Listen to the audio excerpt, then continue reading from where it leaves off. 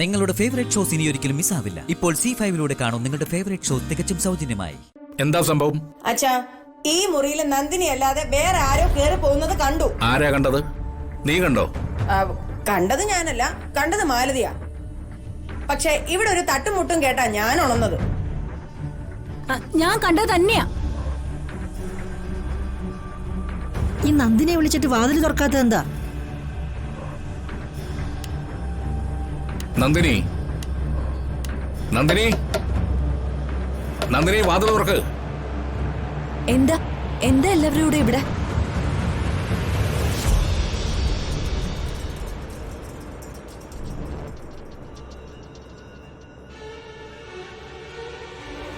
നീ ഇതെവിടെയായിരുന്നു? നിന്റെ മുറിയിലേക്ക് ആരോ കേറിപ്പോയിന്ന് പറഞ്ഞ ഇവര് ബഹളം വെക്കുന്നേ. ആരോ മുറിക്കകത്തുണ്ടെന്നുള്ള കാര്യം ഉറപ്പാ. വാതിൽ തുറക്കുന്നില്ലല്ലോ.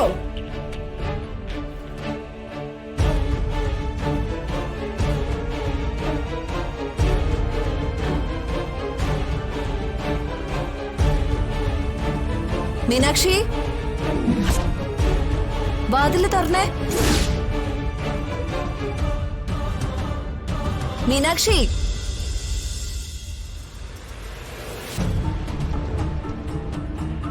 മീനാക്ഷിയോ?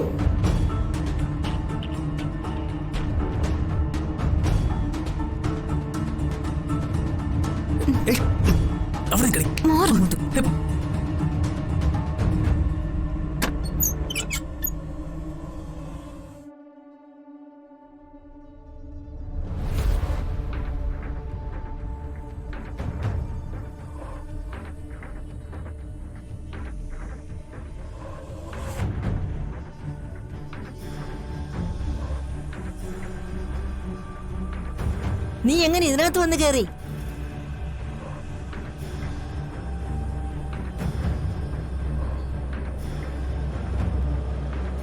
ചോദിച്ച കേട്ടില്ലേടി, എങ്ങനെ ഈ മുറിക്കകത്ത് കേറിയെന്ന്?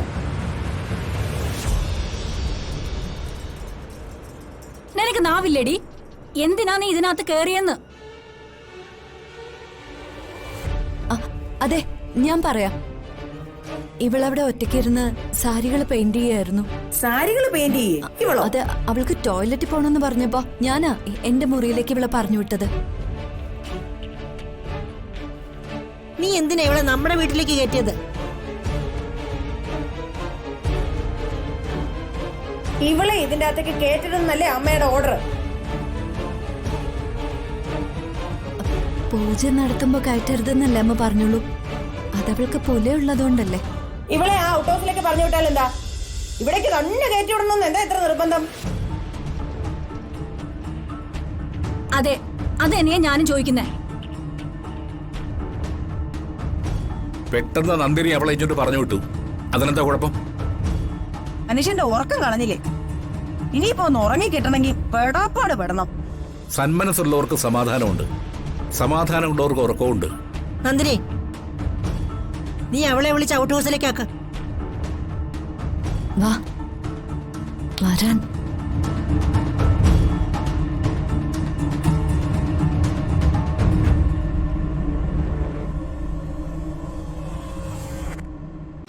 ഡൗൺലോഡ് ചെയ്യൂ C5 ആപ്പ്. കാണൂ എല്ലാ എപ്പിസോഡുകളും സൗജന്യമായി.